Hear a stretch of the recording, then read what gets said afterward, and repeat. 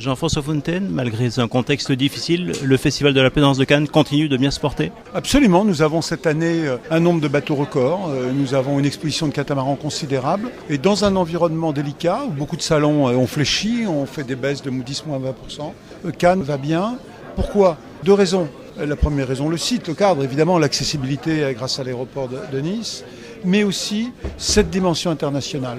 Cannes apporte au secteur de l'industrie nautique un rayonnement international qu'il recherche. Nous ne pouvons pas vendre nos bateaux seulement sur la France ou sur l'Europe, ce n'est pas suffisant, on n'aurait pas suffisamment de volume.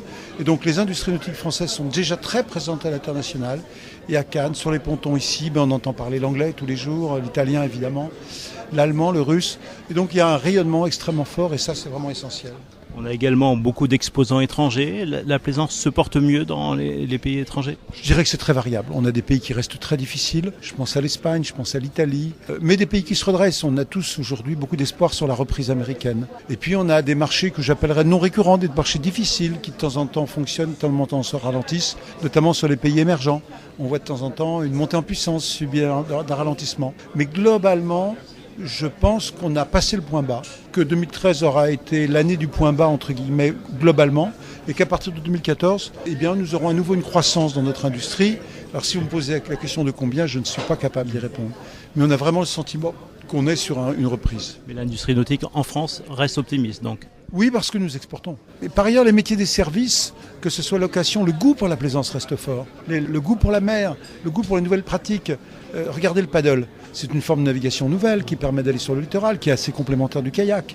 C'est un débouché formidable. Et ce que nous pensons, c'est que les jeunes qui font du paddle feront de la croisière demain.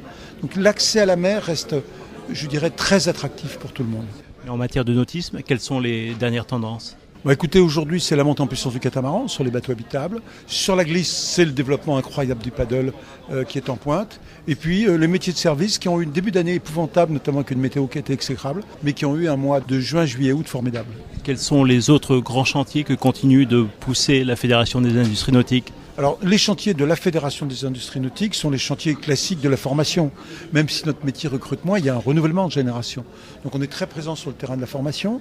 On est également présent sur le terrain des normes techniques. On a des rencontres à l'échelle européenne pour que les normes techniques aillent dans le bon sens. On a ensuite des chantiers de proximité, c'est d'accompagner les entreprises dans la mutation qui est en train de se mettre en place. Le manque de places de port reste toujours un problème majeur? Variable suivant les zones. C'est une vraie difficulté ici, bien sûr, à Cannes ou dans la région niçoise. Mais au-delà de ça, on a par contre des créations de ports.